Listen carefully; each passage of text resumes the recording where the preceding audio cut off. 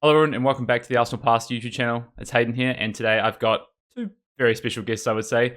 Two people I've been spending a lot of time with over this weekend, and now for some reason we're still spending time together. So here's Dan McKay below me, and of course Nick Butcher. Gents, welcome to the Hey, channel. Thanks for being here. that We was a great intro. we just finished up the calling, the team Blitz calling here in Sydney, and today we've got a bit of a video about the decks that we did play. The reasons that we played them, and we ran into a top 4 finish, semi-final finish. Of course, we managed to top the Swiss, but just couldn't quite close it out, right, guys. But we had a really good weekend. I know for me myself, I had tons of fun playing a team event. It's been a long time since I played a team event. I think Dan, last time I played a team event was with you at Magic the Gathering, probably 2019. I think a modern or a sealed. I can't remember which one it was, but last time I played a team event. I'm not sure about yourself, Nick. Is this your first time playing a team event like this? Yep, it is. What do you think? How did you find the kind of team event? Was it fun? Was it enjoyable? How did you find it overall? Yeah, it was all right. My back kind of hurt carrying, but it's fine. I'll live. Maybe a little bit of carrying being done by Nick. Nick, I think you finished with one game lost the whole weekend, but of course it's a team record, and overall I think we all pulled our weight to most of the time. So as I say, yeah, we are going to cover some of the decks that we played. Just talk through. We had three. I think if people saw our hero choices, they'd say probably makes sense. We played Rhinar, Oldhim, and Kano. But some of our deck lists look maybe different to what people might expect, and we played some different things just based on the meta. So we are going to talk through those. But first of all, Nick, Dan, I want to talk a little bit about the event. Of course, we just said, first time team event for you, Nick, a returning team event for us. The first Flesh and Blood team event. I know, actually, I just forgot, Dan, but we actually played a Monarch sealed team event for like a Friday before the calling last year. How did that kind of, what do you think of, I guess, team events or Flesh and Blood moving forward? Is this something you'd like to see again, or do you think maybe we don't need this and it can be kept as a fun sort of thing rather than a calling level event?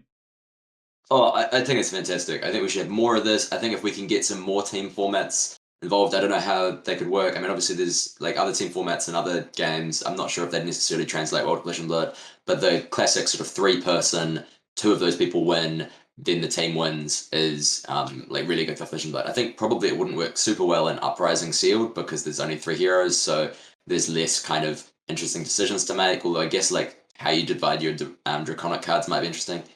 But like for Blitz, maybe not for CC because that might get a bit slow. But yeah, really, really cool. Really love it. I think it translates super well into Flesh and Blood and makes for a lot of fun. So for those that may not have, attended one of the 3 callings worldwide for the world premiere of Uprising, which has happened this past weekend, and maybe are not familiar with Blitz events or Team Blitz events rather, Dan, just give us a quick sort of snapshot of like how it worked in the weekend. Like how are we set up and sat, and what could we do during this team event to sort of what made it a team event basically? Yeah, so we've got me sitting in the middle as the red player. The players were split into 3 different colors, right? So we had wristbands, and then we had Hayden representing the green player and Nick on the blue player, and then we'd play the other counterpart on the opponent's team. But we'd be sat together. We'd be able to look at each other's hands, talk through plays. I'd be able to say to Nick, "Hey, this is what my pitch stack is. Help me remember it." So to go up the turn, Hayden would be able to say, "Hey, I think this is the line. Let's talk it through. Let's make sure that I've got lethal here. I think I have to roll scab skins. What do you think?" And we'd be able to figure out plays together. And then when 2 of those players win, the team wins, and we proceed to the next round with a victory, which we did quite a lot of, thanks to fantastic teamwork, let's say. Exactly. So, Nick, I wanted to ask you as well, the metagame, was the metagame that we saw for this Team Blitz calling about what you expected in terms of like share of heroes, what teams were playing, and even to the point of where teams were actually seeding their heroes across the 3 tables? Is it kind of what you expected, or were there a few things that maybe surprised you? Yeah, I played all the standard decks. Like Prism was the one deck that was out of nowhere, right? But like it kind of makes sense because you have to pick 3 decks. Prism's a good counter into, you can pick it into like half the decks in the format it's strong into, and then only one person on each table on each team can play a certain deck. So it's kind of a strong choice. And I had to play against Prism, and that's where team strategy came out, where I literally just conceded the game and just sat there remembering Dan's pitch deck next to me to win the game against the team that won the event. And that's just great teamwork right there, where you just sacrifice your game to help the teammates win theirs. Yep. We got to play all three of the LSS, I guess, dev teams in terms of a dev player on each of them or an LSS employee on each of them. And of course, we did beat the eventual winners, but we didn't quite get to meet them in the final. But that's right. We'll let them get away with that one. We scored the victory and they know it, so they know how it is. Anyway, want to move on and just talk about the deck list that we actually played, show them off, talk about some of the interesting cards and the plans that were on for this event, and just a bit about maybe translating these into 1v1 Blitz as we move forward, heading towards another skirmish season sometime this year. So let's get in and have a look at some of these decks. Okay, so first up, we've got Nick's Oldhim list. So Nick was our Oldhim player playing on the side. So as Dan said earlier, Dan sat in the middle for our team. I guess is our team captain in the middle seat. And then we had myself on the... I like to sit on the right, so I was like, I want to sit on the right for... I think we sat on the right for almost every match except for one. So we tried to get our table quickly. But Nick was on the left-hand side, blue Oldhim player. Now, Nick, I'm going to throw your list up on the screen and just tell us a little bit about like what the overall game plan is with your Oldhim list that you had here, and maybe how it differentiated to what some of the Oldhims that you faced or saw at the event were doing. Yeah, so my list is it's still a fatigue list, of course, as you can see from the cards, but it's slightly different to other people's. I tend to go less on the big defense reacts like red staunch, yellow turn timber, yellow staunch response, because in my head, those cards are just quite weak because realistically speaking, against Guardian decks, they're only swinging for hammer until the late game, so you only need a value of 6 of one card to trade effectively against them, and a red card that defends for 7 is exactly the same as a blue card that defends for 6. So I just decided to cut those completely and added in Biting Gale as my defense reactive choice. So with that card, against the wide spread of the field, against a 1v1 Blitz game, it's not as strong because you're going to play against way more Oldhims, and obviously it's a lot weaker against Oldhim decks than something like a Turn Timber. But because you play against all these different kinds of decks, it's still a strong card, and it defends for 4, and it's very strong against things like Kasai or Briar or all these kinds of decks that just heavily go aggro, especially really strong against Dash as well. So I went with that choice.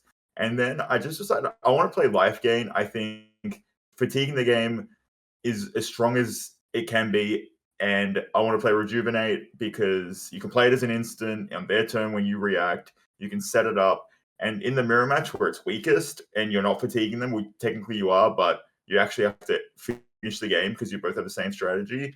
You can gain 6 extra life, take an extra hammer hit, and then you have a late game. Double So tomorrow, Hard to Find, or Pulse and Okadol, and then you can just loop them 3 times in a row to win the game that way. And because you can take additional hits because you've blocked for you're able to combine Turn Timber with Rejuvenate, you've gained 6 additional life.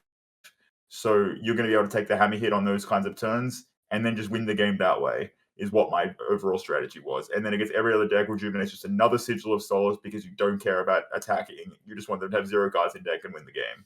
Right. Yep. So yeah, that's what I came to. Makes sense. Can I just say, Rejuvenate was awesome. Every time Nick played it, I've been looking over at his opponent. Or not every time, sometimes I was playing my own game. But usually Nick's game went a lot longer. So I'd been looking over at his opponent, and their face would just drop like, what? More life? You don't need any more life. You're already on 20. You don't need more life. I'd like some life, please.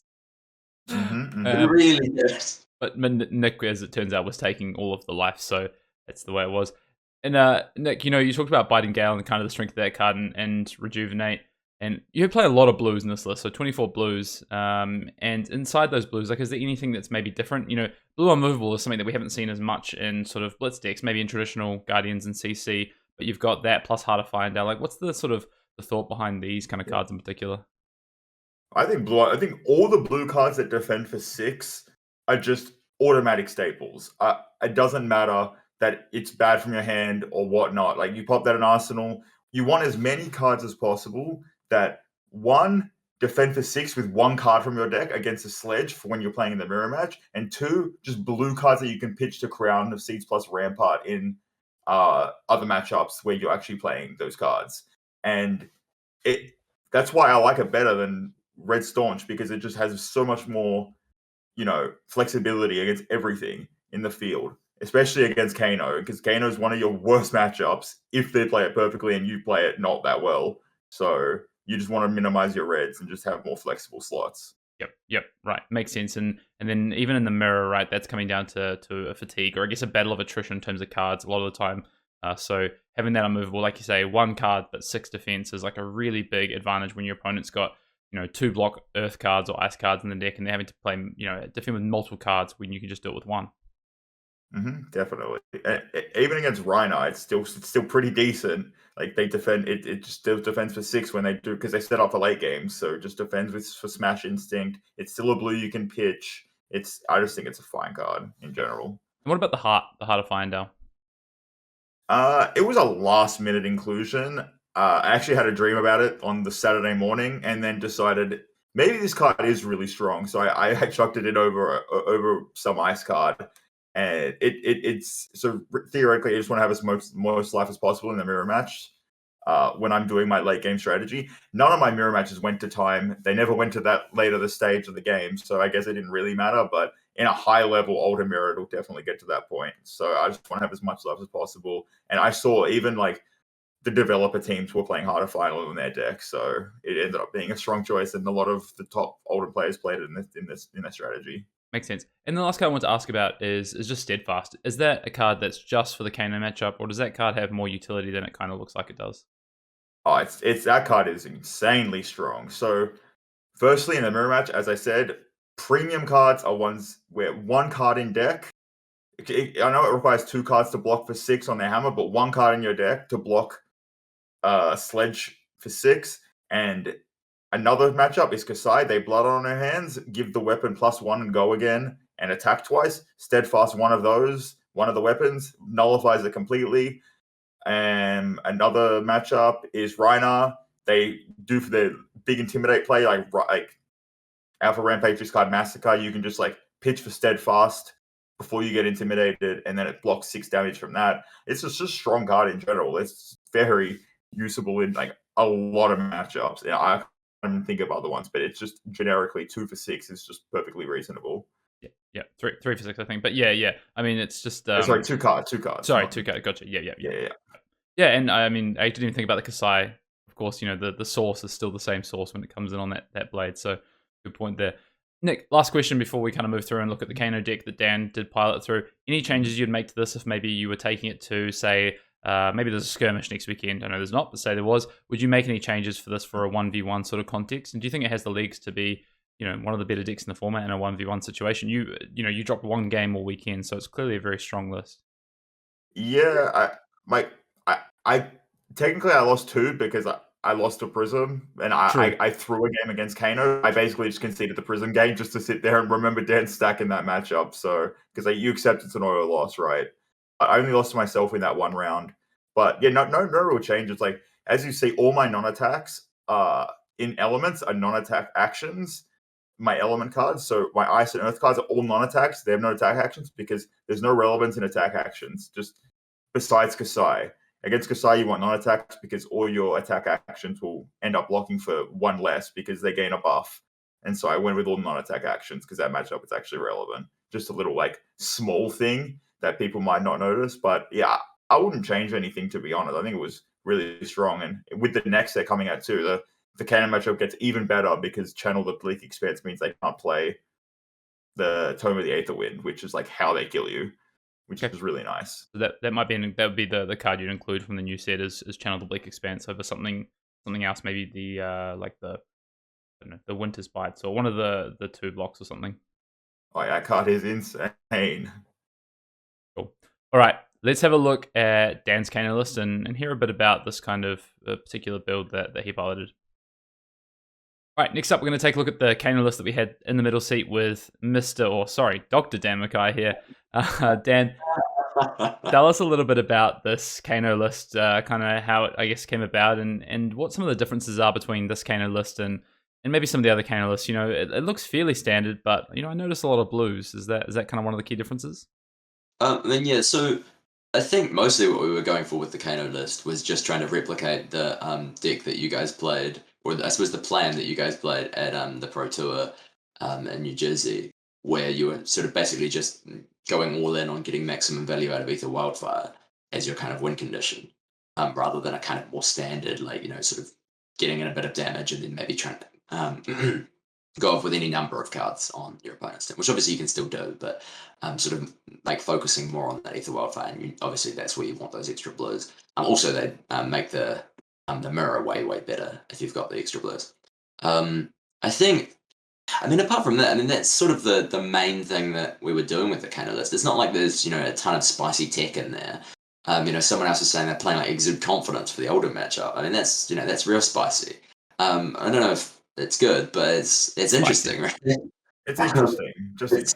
It's certainly spicy. Unlike Nick's list, which has all these cool powers like Rejuvenate in it, the Kano list I think was pretty straight up and down. There was like, one or two. Actually, there was one slot where there was a decision to be made. But apart from that, it was pretty much like, well, let's just play all the good blues.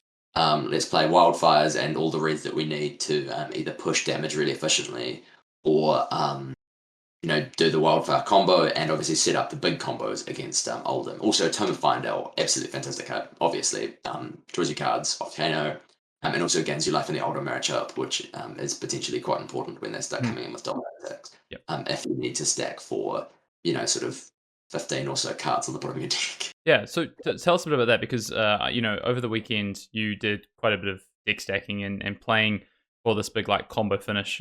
Why was that, and is that something that you think is a plan that you can actually stick to and follow? Like, what is that plan basically? What is plan A with this deck, and what is plan B? Because it kind of felt to me like you had two distinctive plans with this deck. Yeah, so certainly. The plan A, obviously, is just to chip in some damage and then find a time to Ether Wildfire them and then, end the game with that combo, right? That's sort of what you're doing against pretty much every aggro deck. And then we were playing some games into Oldhim and we're like, okay, this feels pretty good against some of the more aggressive builds. And we were playing it into the kind of semi-fatiguey lists and we're like, okay, this is probably fine. And we played it into... some of the more fatiguey lists and just finding, and actually they have like a million arcane barrier, they have crown, they have some life gain. This is actually a bit of a problem. I think what we need to do is just stack for a big turn at the end. And how exactly that works can be a little bit fungible, but basically you're trying to stack yourself 2 Ether Wildfires, 2 Blazing Ethers, 1 or 2 Tomes, and have 2 energy potions out and have a tunic counter. And then basically come in for an enormous amount of damage and be able to potentially do a second wildfire in response to their steadfast, which I did a couple of times over the weekend. It was good fun. The stacking is, obviously something that anyone can do. I would say just get some practice in on it though. Last few questions on the Kano deck. I want to talk about the equipment. What's the standard setup of the equipment? And actually, are you playing all of these equipment, or are they just maybe some filler equipment here? Some of them are definitely filler equipment. There was a bunch of stuff I put in there that I was like, oh, maybe I want this if I play against a Benji. I was like, oh, maybe if I want this playing against a KO or the Gambler's Gloves. Basically, Tunic or Blood Drop Brocade is the main thing that you actually change out ever. I think I actually should have played Blood Drop Brocade a little bit more than I did. I was kind of going with Tunic's good on the play into most aggro decks, but I think I should have gone Blood Drop Brocade into Dash Always. Because they're just the most explosive aggro deck in the format, and maybe Chain as well, although that one's a bit more debatable. Still like Tunic on the play against Briar, and I think Blood Drop against all of those decks if you're going second. And obviously Tunic into anything slow like Oldhim, where you're stacking up for ages, and you can use it to play Tome of Findale from Arsenal for big life gain or value. Yep. And then Ragamuffin Tat, of course, always in. That's that's your combo piece. But Storm Striders, of course. And then always the Metacarpus nodes, right? Which you played in every single matchup. Yeah, I played. Yeah, but basically, the Tunic and Blood Drop is the only actual thing you want to be changing out. The rest is just kind of like maybe if you play against these kind of more niche decks, there's a chance you maybe want this card. I'm not actually sure you do, but you've got 11 slots. I put 11 in there. I can't even remember what all of them were. I've got it around here somewhere, but I've got them here. There's a Crackerjack. It's the last card. So you oh can, yeah, Crackerjack's got the funniest name. Yeah, you That can, one's not. That one, we did Braces of Belief one time with the Hope Merchant's Hood. Just anything that just kind of tickles your fancy. You've got a slot to fill, and it doesn't matter what it is. yeah. The last one I will say is Dan. I think you played 2 or 3 Kano mirrors. You actually won all your Kano mirrors, right? Which was a good start. But one of them was against Jason Chung, developer, LSS staff member, of course, and you won that mirror. Very good job. But he was playing something interesting. He had the Spellfray Cloak in that matchup. Is that something that you think is worth including in the future? And sort of second question, and then the last question is, anything about the list you'd change other than that, or maybe not that at all? Yeah, so I would definitely put Spellfray Cloak in. I think it seemed reasonable in the mirror. I'm not 100% sure that I want it, but I'd certainly want a lot more than a Crackerjacks, right? Because Crackerjacks does nothing except have a funny name. Yeah, I think that's quite cool. It's probably good. It seems like it potentially saves you, and you maybe don't need the resource of the tunic, although obviously it's quite nice. I think it's probably good enough, and I think Jason knows what he's about with those Kano mirrors. I mean, I mostly won it because like he had pretty good start, but I just kind of hit a lucky card off the top, and then he didn't think through his line quite enough in order to get the chance at winning that his card in Arsenal gave him. Because he kind of had the perfect card in Arsenal. He had his Tome of Aetherwind in there, and if he had played it slightly differently, he had a chance if he hit some specific cards off the top of his deck to potentially win that matchup. But I'd hit my Wildfire on a turn where he had 1 card left in hand. It's pretty bad for him. That's not where he wants to be. And so, just last question. Anything else that you might change about the list? Sorry, just talking about Kano mirrors. I really like them. Yeah, so basically, we kind of went back and forth on the second red Emerita Scolding versus the Eye of Ophidia, which is sort of conspicuously absent in the deck. And the reason we went with Emerita Scolding is partly because in the Oldhim matchup, you want to be able to get to your stack exactly, and sometimes you want to just Kano to banish something because you know it's not a card you need and you need to get to your stack, and also because if you try to combo and you hit Eye off the top, you do lose. So like that was kind of why we went with Emeritus. I think it's wrong. I think I'd much rather have had the Eye. I felt like I drew about 3 reds in almost every hand. I was constantly, okay, I just need some blues here and I've got this. No, I've got 3 reds again. Obviously, we just mentioned before I had some scraps as well, but I felt like I was running pretty bad too. That's why I had to, strap Nick to my left shoe and strap Hayden to my right and just get carried all the way to top 4 by them. But, I think that extra blue is really good. And also, obviously, Eye of Ophidia is just a fantastic card in Kano. So I think that's the main change I'd make, is out 1 Emerita Scolding, in 1 Eye of Ophidia. Emeritus Red, yeah. And we, for this event, we worked with, I was going to say, a sister team, a partner team, our transatlantic friends. We had Brendan and his team in America with Sean Yang and Michael Hamilton played the same Kano deck. So I know you and Brendan were talking to each other a lot about that, and me and Sean played the same Rhinar list that we're about to talk about as well, which we were obviously going back and forth a lot about. And then I know, Nick, I think in the end, yours and Michael's lists were a bit different, but of course there was conversations there as well. So that's the conversation about that 23rd blue. But, Dan, as you say, you'd play the 23rd blue if you had your time again. So get that Eye in there if that's the change that you would make. That's the Kano list. That's what Dan played in the middle seat. I want to talk now about the Rhinar list that I played in sort of seat C, I guess, on the green seat before we close this video out.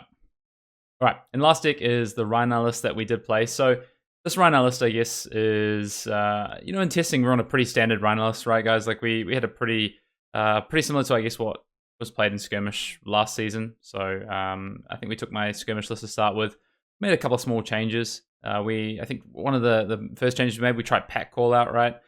We tried that out with, like, the Wild Rides and the Bare Fangs and this kind of idea of activating those cards. And then we're just finding that one of the most important things is just, Bloodrush Bellows is the deck. And especially in Blitz, where it's a 20 life format, you're just trying to kill people as quickly as possible, get them to 0 life. And where this list basically ended up is a combo list, right? It's a Bloodrush Bellows combo deck, which Art of War came back into the deck. That's a bit of a throwback, Dan, right, to the kind of Blitz deck. The Rhinar decks of old sort of Crucible meta.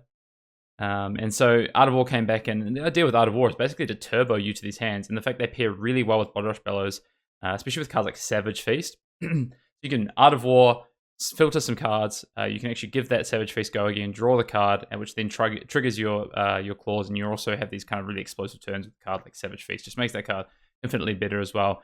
also all the while digging into Blood Rush Bellows. I had so many games through the weekend where I had an Art of War of hand, maybe on like turn 0 or something, or turn 1 after my opponent had a turn, just banish, draw 2, find a Blood Rush Bellows and just go off and you just kind of combo. And that's actually what won me a lot of the mirrors, just having this more explosive Rhinar based deck. So it's effectively what this kind of deck is that we're looking at. Pretty standard. The only kind of changes maybe is we're up slightly on blues. We're at 11 blues. You could even maybe go to 12 blues, to be honest, I think would be an interesting kind of change.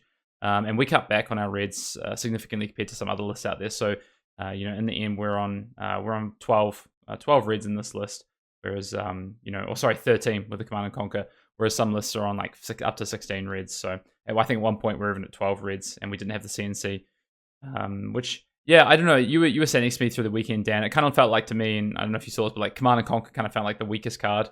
Every time I kind of drew it, it didn't really seem to do much. And it's kind of the card that maybe I would think about changing, maybe for like a second pack hunt or something. Yeah, I mean, there was maybe one time when you and your opponent were both in Reckless Swing range and a Rhinar mirror, and we were kind of discussing, maybe you come in with Command and Conquer here. But, like, I think even then it turned out not to be correct. And we're just like, well, this isn't going to win you the game. This is just going to take one card out of your opponent's hand, and then they get a 4-card hand and you're going to die. So let's not do that.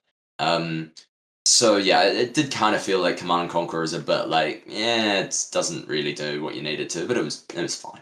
Yeah, this meta is, and this again back to the Outer Wars and why this is a lot more of like a combo style deck, just trying to Blood Rush Bellows your opponent as quickly as possible, or Alpha Rampage plus Barrage and Beatdown, or Savage Feast. Kind of, there's these really like kind of key lines of play that you're looking to emulate. So I would say like the Blood Rush Bellows, of course, is the biggest one, and Art of War can facilitate that. But then Art of War into Savage Feast is one of the other big ones as well. And then you've got these Barrage and Beatdown sort of lines, plus the Alpha Rampage. And into Oldhim, you're kind of plan if you can kind of identify pretty quickly if they're aggressive or defensive Oldhim basically on turn 1. And if they're a defensive Oldhim, you are just trying to do a mix of like put a bit of pressure on, maybe you sit a Blood Rush Bellows in Arsenal or a Barrage and Beatdown. There's like the 2 main targets, or an Alpha Rampage. And then when you get the combination of cards that go with it, then you push some damage. Otherwise, you're actually stacking for the end game. So you're pitching Barrage and Beatdowns in a big clump to the bottom so that you can, quad intimidate them so they can't even crown off a tunic to get up to an extra card in hand, to be able to block 2 cards and stop the Barrage and Beatdowns.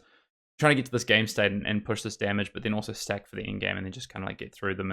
And Nick, I know you actually played I think you played 3 Rhinar over the event, and I'm not sure if like that's something you encountered, this kind of like idea of deck stacking into Oldhim, but it's like, do you think that's the way that you have to beat these kind of fatigue Oldhim decks? Yeah, that's definitely more correct. I think people were so obsessed with just arsenaling 1 Blood Rush, waiting to draw the other, and then doing 2 Blood Rush in 1 turn, which I just thought, okay, like, you're just doing 1 big turn instead of 2 big turns. So if I'm on 10 life after your double Blood Rush turn, I pretty much win the game, because I'm just going to gain more life back from Rejuvenates and stuff, and you have to set up another big turn, and I'm back on 16 again. But because I would just lose every game where I just get Blood Rushed once into Barraging Beatdown into like 12 damage, and then that happened 2 or 3 times, and I just lost straight up, couldn't possibly win. So it's I like this list. This list was so strong. I loved your list. I think it was really good. Like, I think Art of War, it is going into a little bit of like a tangent, a little bit, but like I love that Art of War works better now because of the banning of cross strap. Because Barkbone means you can just pop the Barkbone, get a resource, even if you roll a 2, and then even if you have an all red hand, you can Art of War draw a blue and then just go off. Yeah, it's like a consistency thing as well, this Art of War, and that's why I think I think Dan, I think it was your idea to bring back the Art of Wars. Yeah, I wasn't going to say, but yeah, definitely was. Yeah, I think we were talking about cards, and we're like, I think there's like a lot of cards in here that don't block and are red and are bad, and maybe we need to get some of these out. And we were just kind of like spitballing ideas and like Art of War used to be awesome in this. It's great with Savage Feast. It's kind of like, it can almost function like quite a bad Blood Rush Bellows. You can have like 2 pretty good attacks coming in. Yeah. I mean, it's a really bad Blood Rush Bellows, but Blood Rush Bellows is the best card in your deck, so it's okay to be worse than that. And yeah, we sort of tried it out, and Hayden just sort of started messaging me like, "This card's amazing. It's so good. I'm like crushing people with Art of War."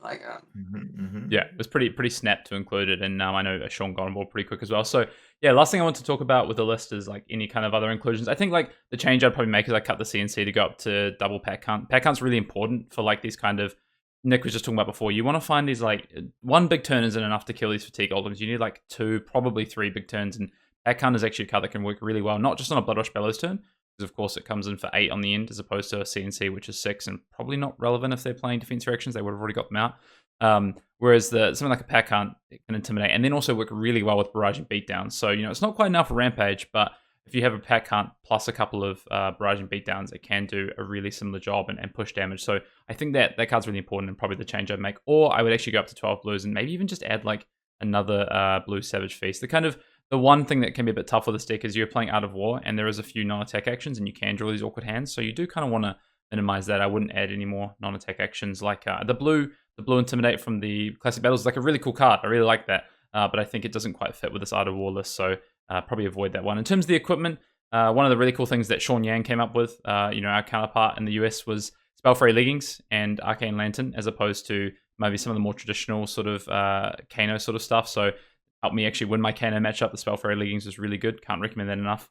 And the Gambler's Gloves is purely for KO. So your default is always Goliath Gauntlet, Scabskin Leathers, the Barkbone Strapping, and the Arcanite Skullcap. You play Tunic against Oldhim and maybe Bravo only.